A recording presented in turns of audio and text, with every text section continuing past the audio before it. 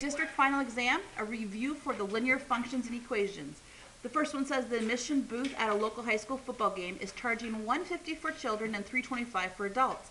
At a certain game, 1,155 people paid to enter the game, and $2,406.25 was collected at the admission booth on that same day. How many adults attended the carnival? So we're going to do two equations. The first is going to represent money, and the second is going to represent the number of people that attended. If you don't have this, please write this down. So I'm going to use C for children, and I'm going to use A for adults to represent those variables for these two categories. So it's $1.50 for children, and it's $3.25 for adults. And on this particular day, this is what they collected. Then I know that adults plus children have a total of 1,155. Take your calculator and do second plus 712. Second plus 712 to make this quick. With a lot of the things I do today, there's also more than one way to do it, so I will always try to show you the fastest way. Second matrix, go to edit. This is a 2 by 3, 2 by 3, 2 by 3. Oops, excuse me. 2 by 3, so I'm going to plug in what I see. 150, 325, 2,406.25, 1,1,1,155. After you do that, you're going to quit. Then second matrix, you're going to go to math and go down to RREF, not REF, RREF. We've now programmed a particular matrix. Let's go back and find it.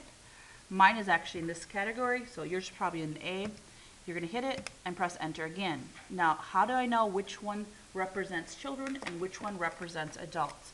The first variable you use represents the top one. So there was 770 children, there's 385 adults. This particular question says how many adults? The answer is 385. The next one says, what is the value of C in the solution? Now I want to change this because I think for your test they're going to probably make this a little harder. What I want you to change about this, I want you to change what is the sum of the values. Please change that because I believe they're going to make it a little more difficult for you. Okay, same thing. Again, this is 3 by 4. 3 rows, 4 columns. Do second plus 712. To clear it, we're going to go back and hit math. Oh, second matrix. Go over to edit. So I need to program the size or the dimensions. I'm moving too fast here. There we go. This is a 3 by 4. 3 rows, 4 columns.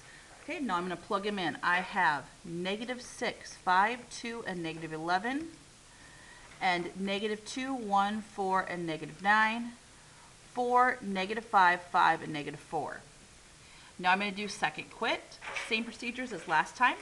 Second matrix, go to math, make sure it's RREF and not REF. Go back to the matrix you programmed in, and you have to press enter twice. This represents the first variable, so A is 4, B is 3, and C is -1. If they happen to ask you for the sum, you add these up to get an answer of 6. The sum is 6. Okay, going on to number 3. The nice thing about this test is it will be all multiple choice. So we can use our multiple choice answers to be able to deduct the correct answer. I know this is the very first one, so I'm going to write A sub 1 equals -3. What can I cancel out? Well, it's not -8, so I know it's one of these two. Now I'm going to figure out which one it is. I know A sub 2 is 2. So this says if I plug in 2 representing the second term, 2 minus 1 is 1. What is the first term? It's -3. What's -3 plus 5? -3 plus 5 is 2. Oh, hey, that works. Let's try the next one. Now I'm going to plug into, for this n, I'm going to plug in a 3, representing A sub 3. 3 minus 1 is 2. A sub 2 is 2. 2 plus 5 is 7. Let's do one more. If I plug in a 4, 4 minus 1 is 3. A sub 3 is 7. 7 plus 5 is 12. There's your answer. I don't even need to check the next one. Remember, you're going to use your highlighter to highlight anything you need to go back and review, anything you're not quite sure about, or maybe even a calculator-related option you're confused about. Jaime earns $8.50 per hour at a part-time job. The sequence below shows Jaime's total pay per hour, total pay after each hour he works, which of the following is an explicit formula. Okay, so I know this is my first one, so this represents the first, the second, the third, and the fourth. So if I plug in a 1, I want to find out which one of these options gives me an answer of 850. I plug in a 1, I get 850. Hey, that works. Plug in a 1, I don't get 850. plug in a 1, well, you can't plug in a 1 here. This is representing actually recursive. Plug in a 1, I get 850. I'm down to 2 choices. Now if I plug in a 2, representing the second term, if I plug in a 2, 2 plus 750 is not 17. I plug in a 2, 2 times 850, perfect. 3 times 850, perfect. 4 times 850, perfect. Let's just make sure. 850 times 2, 17, perfect. 850 times 3, good. 850 times 4, and then it works. Going on to number 5. Cheyenne has been working every week. The chart shows the amount of hours worked every week and the amount of her check in hundreds of dollars. So please circle that. That's key. We have to take it, these numbers times 100 to figure out really what is she getting. She's not getting $1.06 in her check. You're going to take that times 100 to see really what is she getting. It says give me a linear regression. So let's come back up here. Let's clear our calculators. This is a great practice. We're going to go to stats and edit. In the L1 category, remember if your calculator does, bless you, if your calculator does not say L1 and L2, you need to grab a different calculator. But in that category, we're going to plug in 10, 13, 15, 18, 20, 23, and 25. Go to the L2 column. We're going to plug in 1.6, 2.08, 2.4, 2.88, 3.2, 3.86, and 4. Bless you. Okay, after I've plugged them in, and I'm just making sure they're correct, okay, looks good, I'm going to hit Stats, Calculate, and it tells us we want a linear regression. So when I look at my options, we have y equals 0.16x plus 0. What can I cancel out? I can cancel out b and I can cancel out a. Now, it says what is the rate of change represented? So what is the rate of change represented? So this amount right here represents how much she's going to make per hour. But the key here, be careful, is she making 16 cents per hour? Take that amount, 0.16, and take it times 100. She's making how much per hour? $16 per hour. Now how do you know that? Because it says hundreds of dollars. Okay? So you're taking whatever that amount is times 100. Going on to number 6. Please do second plus 712. Solve the system equations by graphing. Perfect. Makes life easy. I come up here. I'm going to type in 4x squared, subtract 16x. And in the second y sub 2, it's 16x subtract 39. And I'm going to hit graph. Okay, it appears that they are going to cross down here. Does everybody see that position? It appears. So I need to go lower here. So I'm going to go up to Windows, and I'm going to take that Y minimum, and I'm going to lower it down just to 30 to see, can I see where they cross? Okay, here's the position. Now, as a reminder, we're going to use the tool in the calculator, second trace intersect. And we're going to use the cursor keys, first curve, second curve, back up where they cross. So one answer is 1.5. Remember, we're looking at the x values to where they cross. Positive 1.5, that's negative 1.5, negative 1.5. Here are the positives.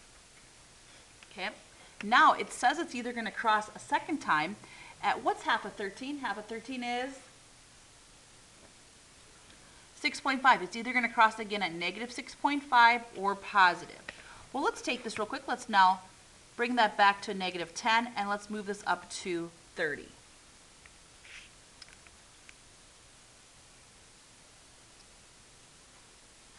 Okay, go up a little higher. Let's move this to maybe 50.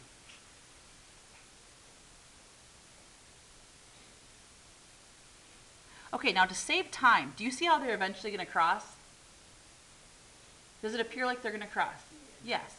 Do you agree that the x value in this position is a positive number? So between my two choices of a positive 6.5 or negative 6.5, the answer is going to be positive. Okay. Could we have raised this up even higher? Sure, we could raise this up even higher. And if the remaining choices were pretty close answers, we could see exactly where they cross, and then we could use the intersect key, but we don't have to do that. What'd you say? There we go. Okay, we're going to try to do number 7 using common sense. So this is our piecewise functions. So the first thing I want you to do is I want you to turn these into decimals for me. Okay, turn those both into decimals. Going to give you about 15 seconds to do that.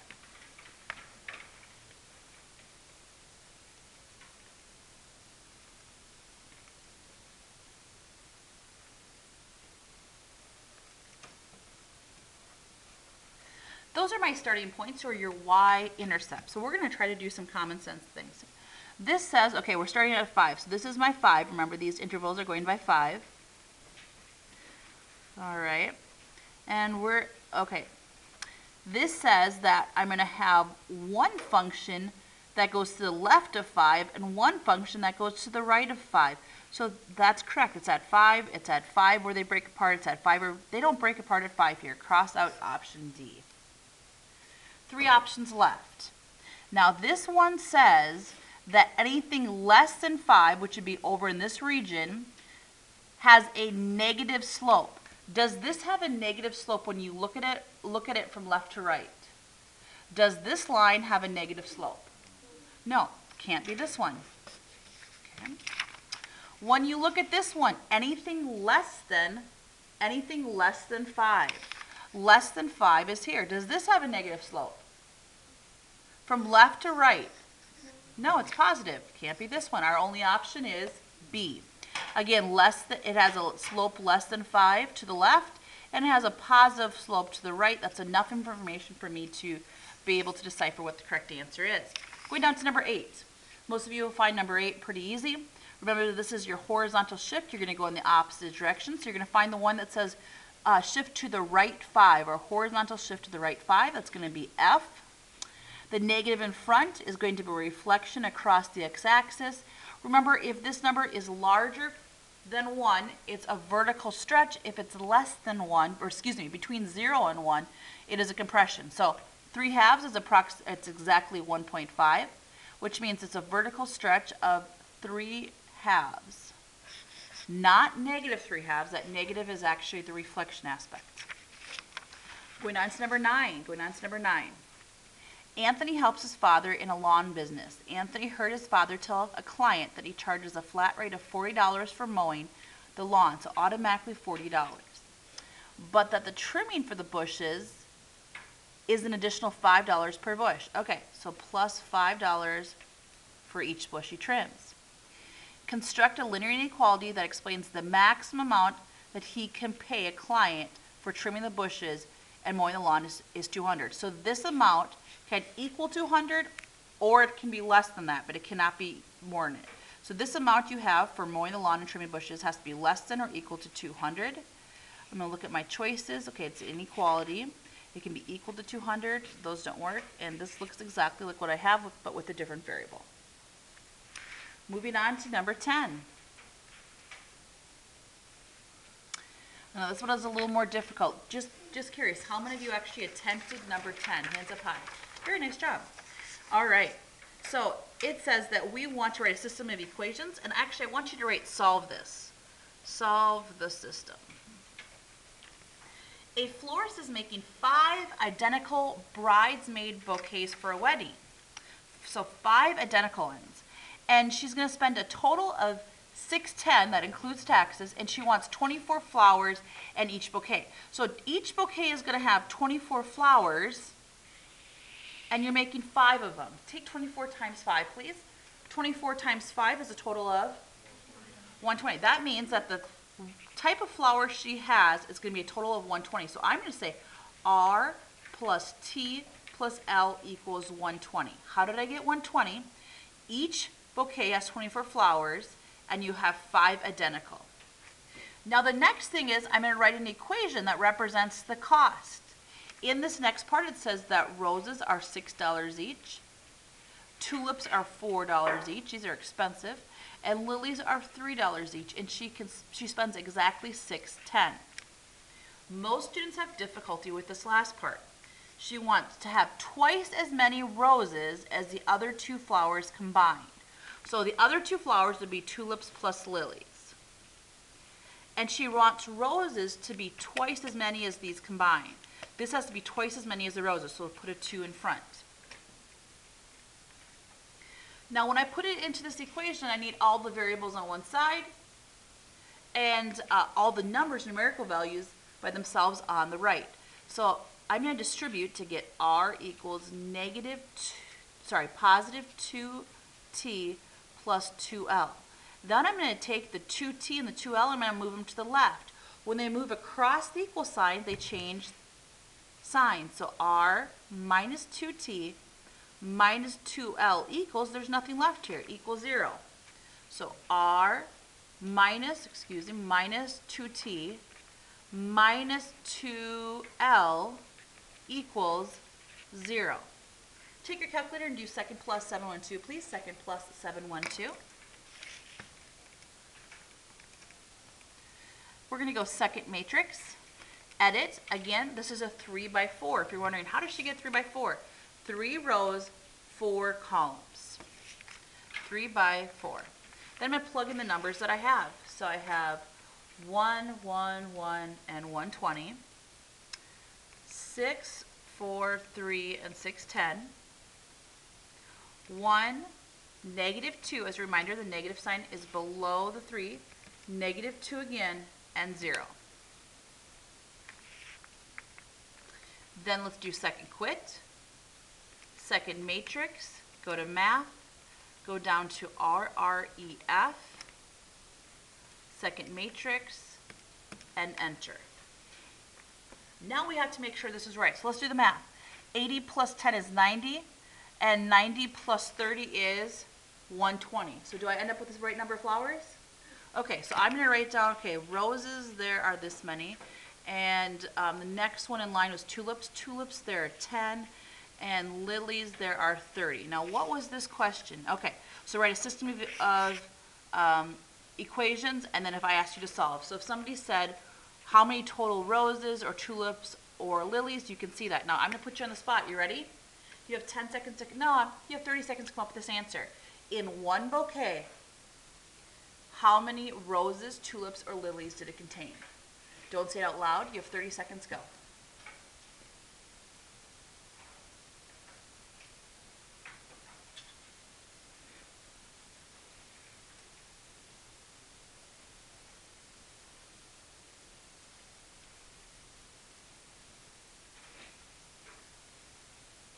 Sire, what did you get for an answer? 16 roses. Okay, how'd you get 16? Because these have to fit equally into 5, distributed equally. So 80 divided by 5 is 16. Go to the next one. 2 tulips in each bouquet and 6 lilies. Great job. Please flip over to the next concept, which is quadratic.